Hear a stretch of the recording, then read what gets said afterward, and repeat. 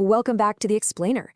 We're skipping the usual preamble today because we are jumping straight into one of the most intimate, cinematic, and honestly, deeply profound stories of the ultimate cosmic couple, Shiva and Parvati. We've seen them in these grand, universe-shaking moments, right? Dancing creation into existence, literally defying death itself. But today we're looking at something entirely different. We're zooming in on a moment of sheer playfulness, a momentary lapse in that heavy cosmic weight, and really, a beautiful exploration of intention versus consequence. Now, it's a fascinating question to ponder, isn't it? What actually happens when the universe's greatest love story makes a mistake? Because yes, even a love that has survived death and rebirth can falter. What we're exploring today is what occurs when love, even the love of a supreme goddess, forgets the immense, fragile weight of what it holds, just for a fraction of a second. This explainer is going to take us on a crazy journey from absolute pure joy to terrifying darkness, and finally to a really profound evolution of understanding. Okay, let's dive into this. Act 1. A morning on Mount Kailash. So I want you to picture this rare, beautiful golden morning. The air is warm, it's easy. Shiva, the great ascetic, is sitting there in this light state of awareness, his eyes just half open. Parvati is casually arranging flowers nearby. She looks over, catches him looking, and says, "You are watching me." Shiva, without even moving a muscle, replies, "I am meditating." And Parvati playfully shoots back, "You are watching me while pretending to meditate."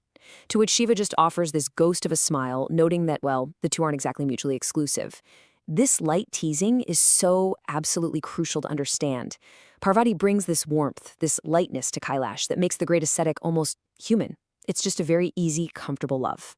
But Act 2, the universe plunges into darkness. Parvati finishes her flowers, walks over, and sits real close to Shiva. And in this spirit of pure, unthinking, playful joy, she reaches from behind him and gently covers his open eyes with her hands. And instantly, the cascading failure begins. Now listen, this wasn't metaphorical. The exact second her hands covered his eyes, the three worlds literally lost all light. The sun dims, the stars vanish, crops begin to just wither on the stalk, the rushing rivers slow down to a crawl. Every single living thing in creation pauses in sudden confusion and absolute terror. It is a rapid, catastrophic blackout of existence. Now, what's really interesting here is the sheer contrast. Parvati immediately drops her hands, and boom, the light returns. But she is stunned. She looks at her palms, then at Shiva, in genuine, utter shock. Her intent? Pure, playful love. But the consequence? Absolute cosmic darkness. She stammers out that she didn't think, that it was just play. She is suddenly face to face with the terrifying reality of her simple little game. And how does Shiva react? You might expect rage, right? But no, not with anger. Not at all. He responds with his characteristic calm, offering a deeply profound teaching. He tells her, "Even when love is the intention, we must think. My eyes are not just my eyes, Parvati. What I see, the universe needs me to see." He doesn't yell at her. He just anchors her right back to the heavy reality of their cosmic responsibilities. Which brings us to the cosmic consequence. Because the damage wasn't just instantly fixed by removing her hands. There was a lingering cosmic consequence to this. The region of Himavat, which, by the way, is significantly Parvati's own father's kingdom, had been thrown into a permanent darkness. Those magnificent mountains that used to glow, suddenly they could no longer shine. The gravity of this accidental blackout was massive. The gods had to intervene. Even Brahma, the creator himself, approaches Shiva incredibly cautiously. Brahma has to carefully choose his words to explain that certain regions of creation have lost their illumination permanently, and they desperately require a new source of light. This isn't just some marital misunderstanding anymore. It is literally a structural failure of the universe. And this brilliantly illustrates Shiva's leadership and his true partnership with Parvati. He looks at the gods, then looks at Parvati, and he issues an invitation, not blame, not a punishment, an invitation. The same hand that covered the light can restore it. That is the nature of Shakti. He is calling upon her immense, inherent power to fix what was broken. He trusts her entirely to heal the very wound she accidentally created. So Act 3, Katyayani restores the light. The cold darkness finally begins to recede. Parvati understands exactly what is needed here. She doesn't just wallow in guilt, she takes immediate, decisive action to restore the light. To do this, she transforms. She becomes Ketyani, this fierce, intensely luminous form of the goddess. She literally pours her own divine light back into the darkened places of the world. It's incredible. She brings the glowing warmth back to the mountains of Himavat. She clears out those slowed rivers, and she breathes life right back into the recovering crops. She fixes the universe. And when she returns to her normal form and sits with Shiva, the conversation they have is just incredibly intimate and honest.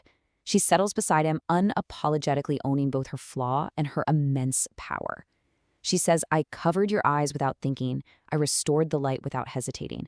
That is not virtue. That is simply who I am. I make mistakes, and then I fix them. Is that not what we both do?" It's just a breathtaking moment of self-awareness. Shiva looks at her differently than he ever has before. With this quiet awe, he realizes that her ability to heal what love accidentally breaks is something even rarer than love itself. And his response is so beautiful. It is exactly what we both do, together. They are partners not just in perfection, guys, but in imperfection and restoration. Let's move to the true meaning of the third eye and see how this builds.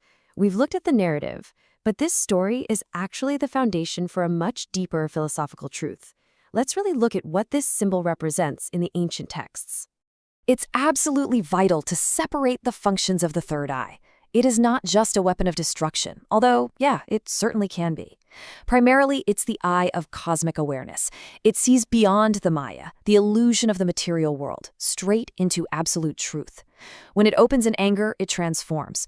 But crucially, as we just saw in this story, when it is open in peace, it is the fundamental anchor that sustains all of creation.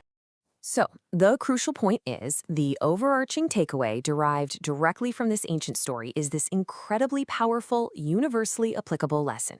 Even the most loving act, done without awareness, can dim the world. Love is not enough on its own. It requires consciousness. It demands an understanding of the weight of your actions on the people and the world around you. We so often hold up this myth of flawless, perfect love. But Shiva and Parvati's reality shows us evolving love. It's a living, breathing conversation between two vastly different forces. They aren't perfect. They make mistakes, but their eternal bond is forged by their willingness to fix those mistakes together. That is what makes it so resilient. Shiva and Parvati have successfully navigated the comic, yet completely terrifying, consequences of their playfulness.